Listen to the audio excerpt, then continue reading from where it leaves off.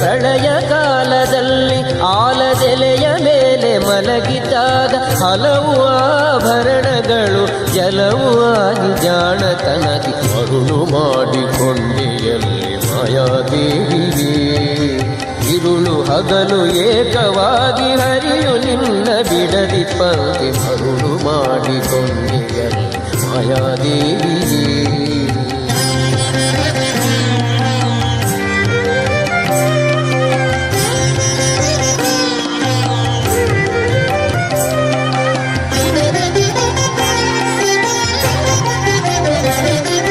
ಸರ್ವಸಂಗ ಬಿಟ್ಟು ಸನ್ಯಾಸಿಯಾದ ಕಾಲಕ್ಕೂ ಸರ್ವಸಂಗ ಬಿಟ್ಟು ಸನ್ಯಾಸಿಯಾದ ಕಾಲಕ್ಕೂ ಸರ್ವದ ತನ್ನೆದೆಯ ಮೇಲೆ ಬಿಡದೆ ನಿನ್ನ ಧರಿಸಿ ಪಂಕ್ತಿ ಮರುಳು ಮಾಡಿಕೊಂಡೆಯಲ್ಲೇ ಮಾಯಾದೇವಿ.